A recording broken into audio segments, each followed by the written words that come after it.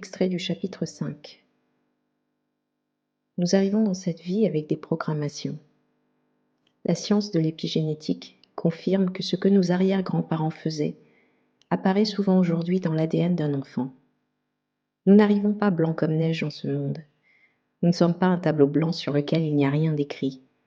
Nous arrivons avec une programmation. Puis, nous en téléchargeons d'autres de nos parents et des autres. De même que la culture dans laquelle nous vivons. J'ai raconté à mon amie qu'une femme travaillant pour mon programme Miracles Coaching avait perdu ses jumeaux quelques jours après leur naissance. Comme mère, elle se sentait coupable et se demandait ce qu'elle avait fait de mal. Le médecin lui a dit qu'elle n'avait rien fait de mal. Ce n'était pas sa faute. Dans un autre cas, un célèbre culturiste de ma connaissance a fait une crise cardiaque. Comment ? S'est-il demandé. Il avait toujours bien mangé et fait de l'exercice. Il faisait tout correctement. Le médecin lui a expliqué que ce n'était rien de ce qu'il avait fait. C'était dans le système hérité de sa famille, et c'était fonction de ce que ceux de son arbre généalogique avaient fait avant sa naissance. Il n'avait absolument rien à y voir. Mon ami a compris. Il a résumé cela en disant « Si c'est vrai, alors nous avons beaucoup de nettoyage à faire. » Et c'est le but d'Ho'oponopono.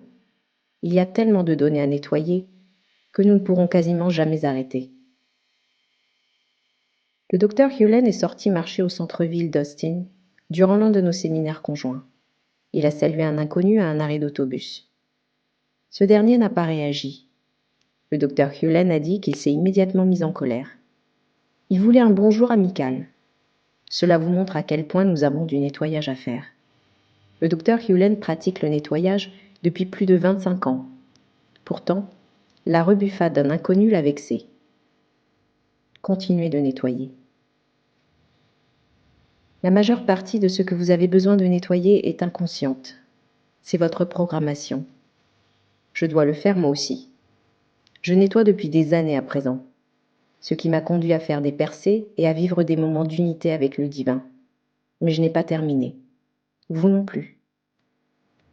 Si vous êtes en train de lire ceci, vous avez encore du travail à faire. Ce n'est pas un jugement sur vous ou sur moi. Nous sommes humains. Nous avons hérité de programmes.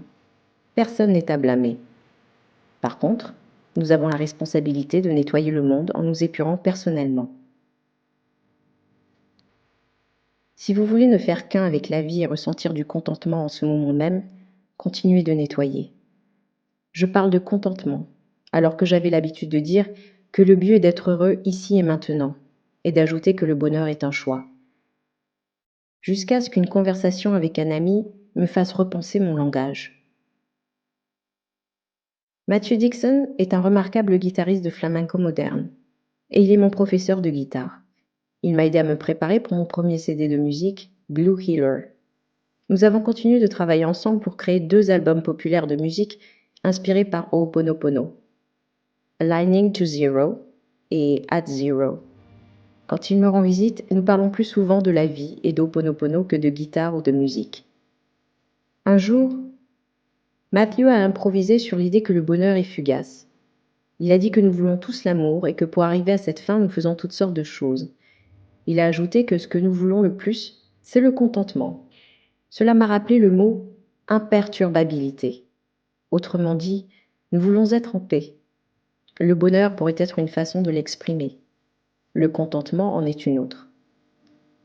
La plupart des gens ne sont pas heureux, en paix ou satisfaits. J'ai souvent dit que si vous voulez voir à quel point vous êtes illuminé, rendez visite à votre famille. Elle sait comment vous déstabiliser.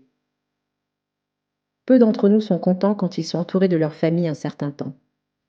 J'avais l'habitude de rendre visite à ma famille en me protégeant d'un bouclier psychique. J'étais sur les nerfs et dans l'attente que quelqu'un me critique ou juge de mon style de vie. Mais aujourd'hui, je me rends souvent à la maison en paix. Je continue de nettoyer et d'une façon ou d'une autre, ma famille semble changer. D'où sont venues les 4 phrases ? Pourquoi sont-elles efficaces ? Je n'arrive pas à trouver de recherche appuyant l'origine des phrases. Il est facile de conclure que l'on a eu recours à des croyances chrétiennes, comme se repentir avec « je suis désolé » et « pardonne-moi s'il te plaît ». Il est aussi évident que les anciennes superstitions hawaïennes peuvent avoir créé des phrases autour de l'abandon à des dieux ou à une divinité susceptible de guérir ou de faire du mal. Il est aussi tentant de dire que les 4 phrases viennent directement de ce que toute personne pourrait dire en séance de thérapie de groupe. Je t'en prie, pardonne-moi d'avoir lancé des tomates sur ta maison. En terminant par des excuses, je suis désolé, de sorte que l'un puisse dire à l'autre « je t'aime ». Quelle que soit leur origine, les 4 phrases sont ici pour rester. Des milliers de personnes les répètent aujourd'hui pour se guérir d'une longue liste de doléances. Mais pourquoi sont-elles efficaces ? C'est encore plus difficile à dire. Ce pourrait être simplement une question de croyance. Le placebo est puissant. En effet, quand on conjugue les phrases à la célèbre histoire du docteur Cullen et de l'aile d'hôpital qu'il a contribué à faire fermer, il devient facile de croire qu'elles ont des pouvoirs magiques. De plus, nous ne pouvons pas écarter la possibilité qu'elles aient réellement un pouvoir magique. Que le pouvoir vienne de votre croyance en elles ou du fait de les dire, peu importe ce que vous croyez, personne ne peut l'affirmer avec certitude. Je peux imaginer un scientifique élaborant une étude dans laquelle un groupe utilise les phrases et un autre n'en fait rien. Alors nous pourrions déterminer ce qui a fonctionné. Mais en raison du très grand nombre de variables de ce genre d'études, même cet exercice ne peut être concluant.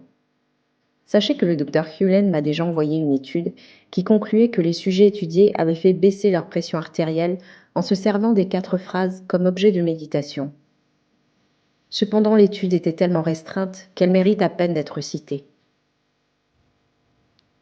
J'ai souvent expliqué que les 4 phrases sont des mots qui déclenchent un processus plus large. Par exemple, quand je dis « je suis désolé », je pense en réalité « je suis désolé pour le programme qui, en moi, a créé cet événement ». Quand je dis « pardonne-moi, s'il te plaît », je veux dire en fait « s'il te plaît, pardonne-moi de ne pas avoir conscience de mes propres processus de pensée ». Quand je dis « merci », je veux dire plutôt « merci de purger ce programme de mon être ». Quand je dis « je t'aime », je retourne à la source, le divin ou zéro, et je nettoie entièrement mon tableau blanc intérieur.